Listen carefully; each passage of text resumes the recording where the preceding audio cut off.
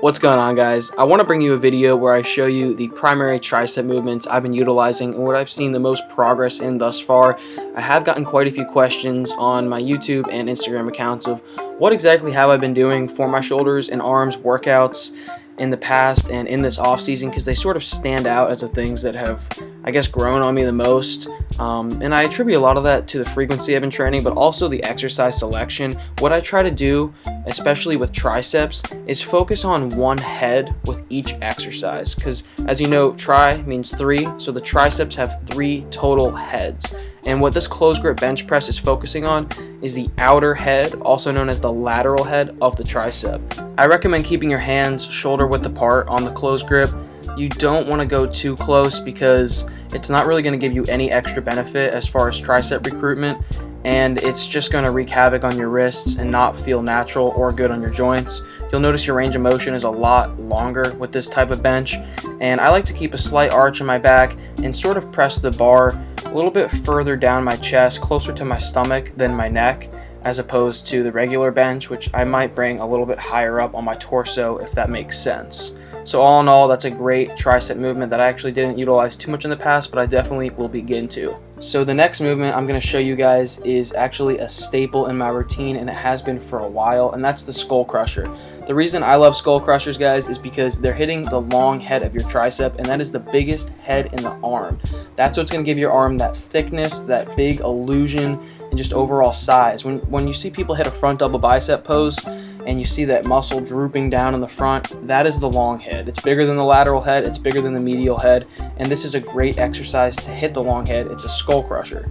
I'm doing it with a barbell. You can do it with an easy bar, and I'm doing it on the incline, but you could do it on the decline or even a flat bench, whichever feels best really for you, where you get the contraction. I'm focusing on keeping my elbows tight, but not necessarily straight, parallel, back and forth. I do flare them a little bit just because it feels healthy for me, and I bring the bar down to my forehead. You can bring it a little bit higher up, a little bit further down, whatever feels best for you. You just want to focus on doing this movement with light weight that you can feel the muscle work, not going too heavy to the point where you're putting your joints at risk, and keeping it in the 12 plus rep range is really what I recommend. You can rep it out at the end, as you see here, sort of a mini closed grip bench, and just kind of burn out.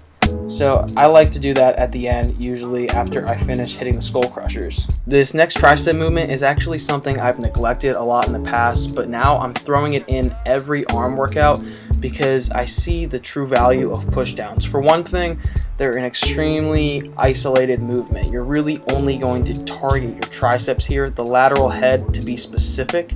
However, if you see what I'm doing here, I'm a little bit further away from the cable stacks, so I'm almost coming down with the cable on an angle. It's starting further away from me and it's getting closer to my body as it travels down. And what that's allowing me to do is almost making it a hybrid between a push down and a kickback. So as you see, the long head of my tricep is still being engaged with the lateral head, and I see this as a full tricep movement instead of just like an isolator of one head of the tricep. And my tris get really pumped after this. I'm feeling it nicely. But the main thing I want to convey to you guys here is pick a bar that you can feel it well with. I have used the straight bar in the past and I just don't like it. I don't know what it is with my wrists. I don't really feel it in my tris at all with the straight bar. The rope is okay, but I feel distracted on the rope because my hands will slide down sometimes. So I recommend hitting something you like. That V-bar right there works perfectly for me. So if you guys enjoy that, I recommend you use it. So for our last tricep exercise, we have a unilateral movement, and this is a one arm overhead dumbbell extension. As you see, my elbow is up and I'm bringing the dumbbell behind my head and then extending up, not necessarily locking out all the way at the top, but making sure I'm getting sufficient range of motion with the dumbbell and keeping my rep range at least 12. Honestly, guys, I go 20 plus reps on most of these tricep movements.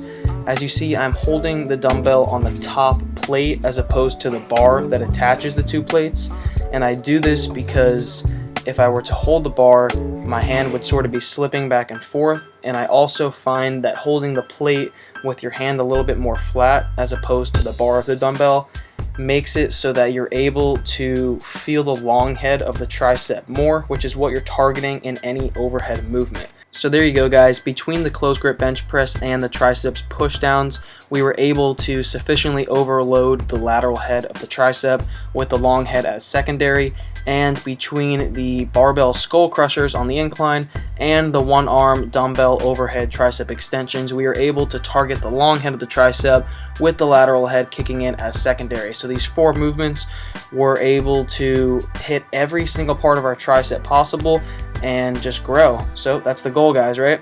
Anyways, if you enjoyed this video, give it a thumbs up, comment below any questions on these movements you may have, and follow me on Instagram at nick.berg. Until the next one, I will see you then, guys. Peace out.